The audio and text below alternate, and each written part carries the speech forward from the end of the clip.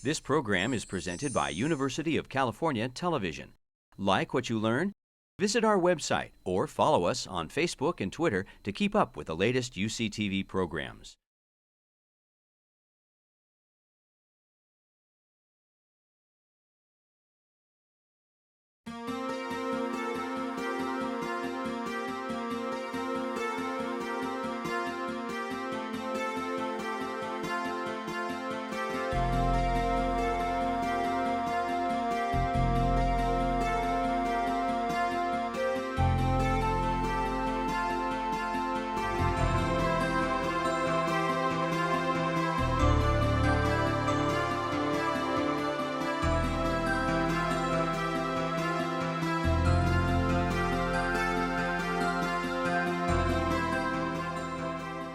Good evening. Nice to see you all again. I'm still James Fallows from The Atlantic. I'm here with Chris Anderson. I'm going to do a minimal amount of setup for this session because I think you're going to have something interesting in a related and yet different way from what we've been talking about earlier today and in other sessions of The Atlantic Meets Pacific over the years. Many people here probably know of Chris Anderson from his many years as editor-in-chief of Wired, from your books The Long Tail, Free, Makers, which came out recently. You may be less familiar with his recent role as a maker himself, as the head of 3D robotics and one of the leading drone producers in the world. So Chris Anderson is going to tell us about why we should think of drones as a source of benefit to mankind, of innovation, of economic productivity, and all the rest. So Chris, let me first ask you, why did you switch from being a very influential tech world journalist to becoming a manufacturing startup entrepreneur? You leave the glamour of journalism. It's a case of parenting gone horribly wrong. I've got 5 kids, and my wife and I were trained as scientists, and we're always trying to get them interested in science and technology. And this one weekend, about 5 years ago, I thought, I got these boxes in Wired. This one was a Lego Mindstorms robotics kit. Has anyone ever played with Lego Mindstorms? It's pretty cool. And the other was this remote control airplane. And I thought, this is going to be great. We're going to build a robot on Saturday. We're going to fly a plane on Sunday. What could possibly go wrong? Well, here's what went wrong. Hollywood has ruined robotics for children. You cannot, real robotics is hard, and we spent all morning building this little tribot that, could kind of basically, after you program it, will roll up against a wall and back away. And the kids are like, come on, we've seen Transformers, right? And then we went to the park to fly a plane, and I flew it into a tree, and that confirmed their doubts about me. And I was just thinking about how could that have gone better? How could we have come up with a cooler robot and a better flying plane? And I thought, what if the Lego flew the plane? What if we'd, it seems to have the right, these guys have sensors. These Lego Mindstorms are kind of cool. They have accelerometers and gyroscopes and magnetometers and Bluetooth and ARM processors, and it's pretty awesome what toys are. And I thought, well, God, it sort of sounds like an autopilot to me. So I literally Googled autopilot, and there was complicated math, which I didn't understand. And I thought, well, let's just do it. And so I said, kids, one last thing. We're going to build a drone on the table, out of plastic parts on the table. And it actually kind of worked. And today, the world's first Lego UAV is in the Lego Museum in Billund. The children lost interest instantaneously. And I went down the rabbit hole. And now I run a Tijuana drone factory. Really. So much as Hollywood has ruined robotics for children, one could argue that U.S. foreign policy has ruined drones for the world public. People hear the word drone, and all the connotations that come to mind. Why should we think of drones as a realistic technology and as a beneficial development? Well, if my company and our kind of companies like us and our community at DIY Drones do our job, a generation will not remember that drones were once military technology in the same way they don't remember that the internet was once military technology, or GPS, or even the computer for that matter. A drone is, just to get our terminology right, a drone is an autonomous aircraft. That is what we call, the phrase is actually optionally piloted. You're a pilot. Our job is to put you out of business. Thanks. Everybody's trying to do that for journalism. That too. Robot writing as well. What drones can do is what robots can do, which is jobs that are dull, dirty, and dangerous. But basically, they take the drudgery out. Think of piloting like riding a horse. Do it for fun, not to get a job done. aircraft, in the same way that autonomous cars are safer cars than driver-driven cars, autonomous aircraft, it can be safer and more effective. And this is, basically cameras and sensors are everywhere, gathering big data, except for the skies, which are empty. And they're empty for reasons that you've written about many, many times, which is that it's basically expensive and dangerous to put things in the air because typically a human is associated. Drones today, just to kind of, what we make, and the rest of the industry is multi-copter, helicopters and airplanes that cost about $500, that weigh about 2 pounds, that are made out of foam, and are sort of military grade in their capabilities, but designed entirely for peaceful purposes like agriculture. So you have written about and seen various modern technologies through their life cycles. About the tablet computer, you've written about that and Wired over the time, the PC, the internet, you've chronicled. How should we think about the stage of maturity of the drone industry in the basic technology, in the market applications, in the bubble aspects of it, et cetera? Great question. We are in 1983. So the personal computer, like looking at the personal computer as a historical analogy, homebrew computing club. So the computer was a mainframe and it was expensive and it was for the few. And then there was this chip called the Intel 88, I think. Yes. 8080? Or was it Zilog? Well, maybe I can't remember. Whatever one was in someone in this. It's 8,000? 8008, 8008, which became available, and then Jobs and Wozniak and these bunch of dirty hippies in the homebrew computing club came up with. They decided to make basically the worst computer in the world, but it was the only computer in the world that regular people could use. It was not nearly as powerful as the mainframes, but it was accessible, and that was '77. Yep. And it got better and better and better until the Macintosh in 1984, where it became easy enough to use that it sort of took the complexity out of it. I think we're about 1983. I'm not going to say we have come up with the Macintosh of drones quite yet, but we're right on the verge. And if that's the case, then right around 1984 in the computer industry, we kind of figured out what computers were for. It became easy enough that regular people could come up with their own applications, and we invented, spreadsheets and databases and email and video games and all that kind of stuff. And I think that democratization moment is right where we are. Yeah. So I'm going to give a sort of 30-second setup for the question I'm about to ask you.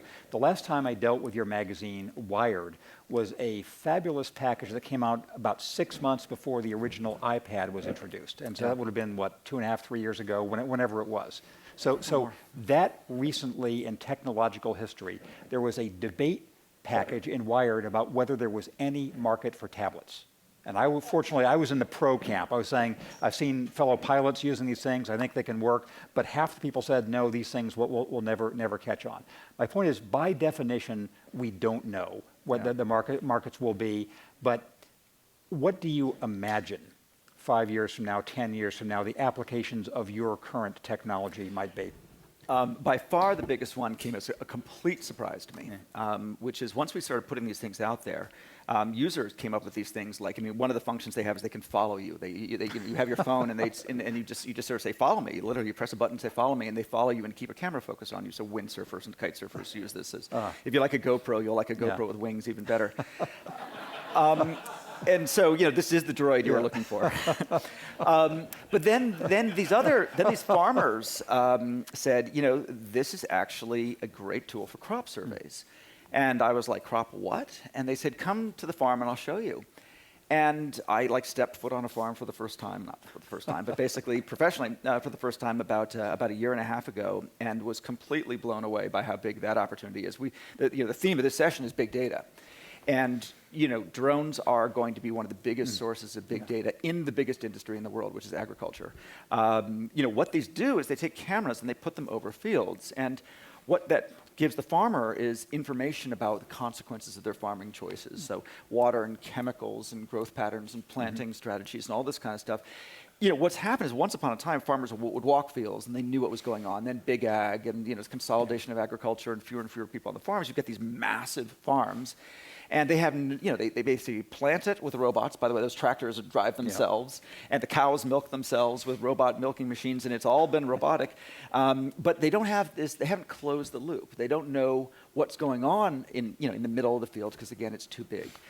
The way to find out is to not sprinkle sensors everywhere, but instead fly the sensors to it, which is to say basically do crop surveys on a daily or hourly or weekly basis. And you can do it with regular cameras, you can do it with infrared cameras or near-infrared cameras, or there's something called normalized differential vegetation index, a phrase I learned about 6 months ago.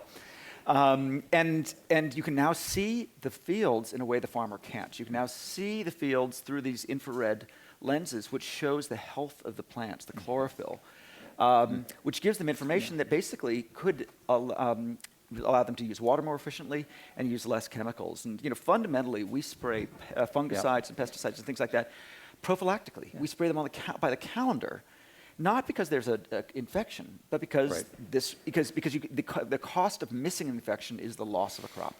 So we have increased the chemical load in our environment and our food because we have a paucity of data. What drones can do is basically give you instantaneous feedback. You don't need to spray fungicide because you don't have a fungal infection. And the moment you do have a fungal infection, you'll know about it and you'll spray there. So I laugh about it. That when I got into this, I thought it was the future of flight. I think drones may actually be the future of food.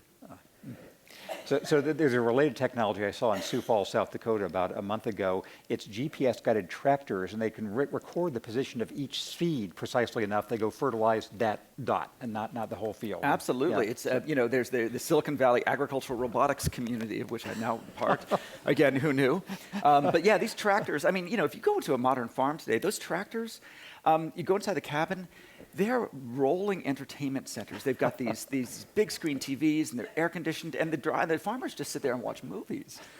And every now and then they might have to kind of get out and adjust something, but basically they drive themselves. And the cost of this, is this something that will have worldwide implications, or is it a U.S. industrial farming type application? It's absolutely global. I mean, the world is becoming, the sort of big ag has spread everywhere, but this is a way to increase productivity without adding more people to farming, which is just not going to happen. And so you've written about industry. We're talking about big data, which is driven, of course, by Moore's Law. You've written about industries that have this kind of Moore's Law acceleration. How does the drone industry, how does it sit behind the linear mechanical progression of the real world and the Moore's Law progression of the virtual world? So when I went down the rabbit hole after I was like, there's been like a few times in my life when I got chills, and I said, everything I know about the world has changed. The first is the first time I used the internet in '93. The second is when I went to China and lived in China from '97 to 2000. You were there around the same time. That was like, whoa! Everything I thought about, the ascent to the Western way was wrong. 9/11, sadly, did it. And the fourth time was when I sat there with my children around the dining room table and built a drone out of Lego. And I said, this should not be possible. These are cruise missile controllers. By the way, technically, they are regulated as weapons and export controlled, and technically, we weaponized Lego that night. And you're still at large. Yeah, exactly. I thought the congressional hearing was with my 9-year-old explaining how exactly that happened. So I was like, what? How is it possible that we did this on the dining room table? That should not be possible. And years later, I figured out what it is. It's this. It's that basically Moore's Law is moving faster in the smartphone than it has ever moved in history. What's going on here is not just, inside your phone, every one of you have this in your pocket. You have an autopilot in your pocket. With the right cable, you could fly a 747. Because it's not just the processors, it's the GPS, it's the cameras, it's the sensors, the gyros, the accelerometers, the magnetometers, the wireless, the batteries. All this stuff right now, thanks to the economies of scale of Apple and Google, et cetera, is moving faster than technology has ever moved, at least in my lifetime, maybe ever. And those components all have application outside of the phones as well. Yeah. So this is why you can buy a drone for $500. Yeah. This is transformed robotics. Somebody intentionally or unintentionally just made a droid sound. So thank you. Giving support. On a related theme, you are now not simply a manufacturing mogul, but you're a manufacturing mogul with factories in Mexico. Yeah. You've written that Mexico is the new China. Explain that point and what your experience has been running a high-tech facility in Tijuana. I'm first to explain it with the blanket apology of journalistic hyperbole. It's not quite the new China, but it did make a good headline. So as I said, I lived in China, and I was blown away by what's going on in Guangdong and Shenzhen and Dongguan and places like that, and recognized that the density of kind of engineers and components was really unmatched. That said. those technologies, manufacturing technologies, are becoming more automated, and as they become more automated, they become accessible to everybody. So 500 years of globalization has been driven by labor arbitrage, cheaper and cheaper labor. But more recently, automation, and especially advanced robotics, is taking the labor component of products down to almost nothing. At this point, when the labor component of a product is like 1 or 2%, we all buy robots for the same price. Yeah. Now you're like, why am I shipping this thing 12,000 miles to get like another couple percent? So I think if the last 500 years of globalization were driven by money, it's cheaper and cheaper labor, the next era of globalization is going to be driven by time, faster and faster innovation. The way you do that is with short supply chains. So the reason we moved from China to Mexico, partly because my co-founder is a guy I met on the internet who turned out to be a 20-year-old high school graduate in Tijuana. By the way, all the best people I have met on the internet. I call that a non-generalizable solution, but it works for me. So this guy happened to be from Tijuana, which I had thought of as being drug cartels and cheap tequila. And now most of my team is from Tijuana. They're brilliant young engineers. Mexico graduates more engineers than the United States. Mexico's #1 export is not what you think it is. It is instead electronics. Those flat screen TVs and everything you buy here are made in Mexico, as is probably your car and your dishwasher. Mexico is Foxconn, Samsung. You want to know where the closest thing to Shenzhen is in this hemisphere, and is Tijuana. How many people have been to Shenzhen in China? It's my favorite city there. It's where all the big manufacturers are. It's a great place. A couple of sort of lightning round questions before we involve the audience here. There's been a lot of news in the last, say, 6 months about pizza delivery by drone. This sort of, drones are the new FedEx. How should we think about that? Taco, burrito bomber. Not the proudest moment for journalism, I would say.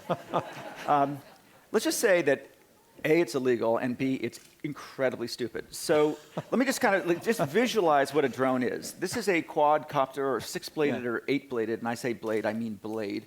This is a flying lawnmower, okay? And it's now going to deliver your taco. And God help us if there happens to be, for example, a child nearby. Squash. So there's a reason why this is illegal. Robots and humans should be as far apart as possible. We love agriculture because there's no people there. The FAA does not allow the use of drones around built-up areas and people, and this, I think, is going to be illegal, for good reason for a long, long time. So let me press you on the idea that we will forget that drones were ever military 20 or 30 years from now. Is there not some privacy intrusion, generalized terrorist, et cetera, threat that you see coming from your beloved drone technology? Okay, now it's all my fault. So again, we have, the FAA better than anybody. The FAA's primary mandate is safety.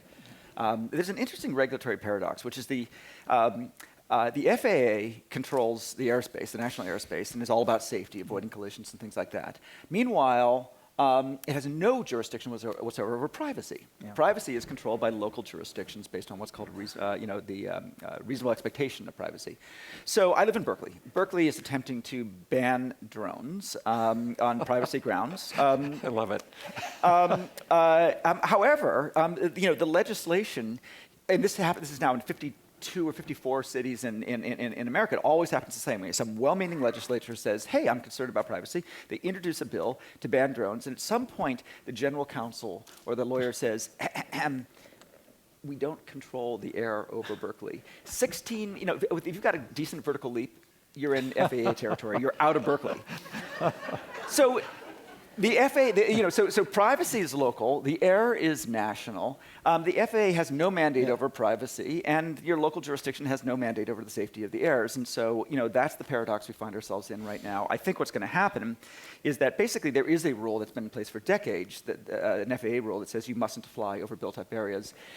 Flying over our backyards within is illegal. 1,000 feet, et cetera. For actual airplanes, you're supposed to say 1,000 feet. For manned aircraft, you're over 1,000 feet. For unmanned, you're under 400 feet, but you have to stay away from built-up areas. So this has been illegal, or it's not a law exactly, but it's a regulatory guideline. It's been illegal for decades. It will continue to be illegal. Anybody flying over your backyard is breaking FAA regs and is subject to a $10,000 fine today, and probably will be for a long time. As a former resident of Berkeley, I say myself what it should outlaw, as should all other cities, is leaf blowers. That's where all the regulatory ire should be directed. So one final question from me. As you survey the things you're trying to solve now, the technological problems, which one is sort of, are you most excited about how it'll be once you solve that? Sense and avoid. Huh. Sense and avoid. So our drones are, there's the only reason to have a human in a cockpit right now, by the way, humans are distracted, they fall asleep every now and then. I'm sure you're an excellent pilot, never blink, but some pilots blink. The only reason to have a pilot in the cockpit is for sense avoid, awareness of what's going around. So even if the air traffic control doesn't tell you about it, and transponders don't tell you about it, and radar doesn't tell you about it, there's somebody who's looking around making sure your plane doesn't hit something. You take the pilot out of that loop, and now you need something else. You need sensors. Now, the good news is that once we crack this one, we can do a better job than a human. Imagine that we can cover these drones with basically a 360-degree field of cameras or other optical sensors that can not only never blink, never lose attention, are looking spherically all the time, but can also see in parts of the spectrum that you can't even see. They can see at night, they can see heat, etc. If we can crack that, a superhuman sense and avoid that can not only avoid other aircraft, which transponders can do, but can also avoid trees and birds and all that kind of stuff, that would be awesome. Who has a question for Chris Anderson? If you raise your hand, the microphone will come to you, starting back here in the very back row, and then over in the middle. Yes. Daniel Simon, Onyx Pharmaceuticals. Can you talk about some of the security concerns, sort of the ease with which you could attach explosives to drones and fly them over appropriate targets? Yeah. Appropriate targets. I get this question all the time. This is like the number two question. Number one question being robotic drug mules, which, by the way, which I high-mindedly stayed away from. Yeah, exactly. Since we're based in Tijuana, people always assume that we'll be used by the drug cartels. I actually had somebody who actually knows somebody who knows somebody who knows something about drug cartels, and they're like, it is, getting drugs across the border is not hard, and the small kilograms you could carry is just not worth it. So what you're describing is so take explosives, for example. These things are really small. They can carry about 1 kilogram. They are remote control aircraft. We've had remote control aircraft for 40 or 50 years. You have been able to fly a small remote control aircraft with a bomb into a into a target for my entire life. Nothing has changed about that. These happen to be able to. These don't require flying; they fly themselves. But it's essentially the same thing. They're remote control vehicles. People don't do it because there's a lot of easier ways to get. FedEx, for example, is a pretty good way to deliver small packages. So I think it's just too complicated. It doesn't really solve a problem. And typically, these are more used for surveillance. So when you look at sort of drones that get in sort of the bad guys' hands, they're typically Hezbollah and people like that who are using them for surveillance to kind of look back, to kind of go over the Israeli border and to kind of try to even the odds on the surveillance front. And that actually is everybody's got drones right now, good guys, bad guys. Our company is open source. So we took drone technology and we open source it, we give it away, we put it on the internet. What could possibly go wrong? Okay, you have time for one more question here. Yes, sir. And wait for just 1 second, if you want, or 3 seconds.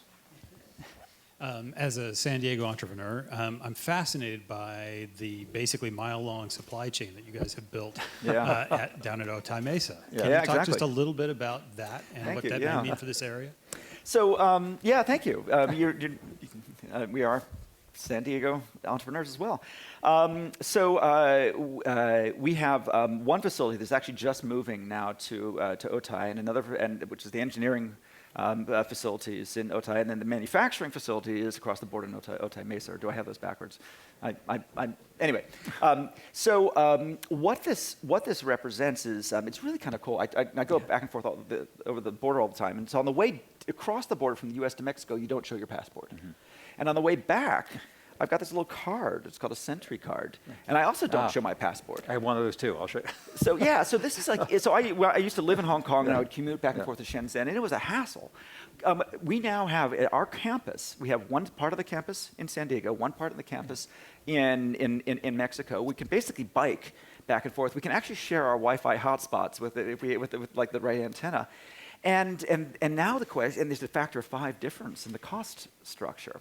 And so and we started by saying, okay, well, engineering will be in San Diego and manufacturing will be in Tijuana. And then we're like, you know, actually the engineers in Mexico are really good, so now we're putting engineering in Tijuana as well. And we've now, weirdly, it looks like San Diego is going to be a little bit of engineering, but a lot of fulfillment. We're going to use it as a big warehouse, where the only difference being is that FedEx is cheaper in the US than it is in Mexico. So that's our lasting competitive advantage. That's a great story. FedEx in the United States. And I'm going to indulge myself with one last question for you about the arc of your career, which is fascinating. You started out as a scientist. You were a very successful journalist. Now you are a manufacturer and technologist. Has this been a progression or an alternation? I'd like to say that every step made sense, but the entire picture looks entirely random. It's been a natural progression. I mean, I started as a punk rock musician. I was in the band REM, which I hasten to add was not the band REM. It was. There was a famous Battle of the Bands where they won, and we were renamed Yugoslavia. Then I went to do science, and that didn't work. And then I went to do science journalism, and then I ended up in media. But I was trained in computational physics, and drones are computational physics. So I feel like my career has come full circle. And say drones are computational physics, how? Computers and physics. Okay.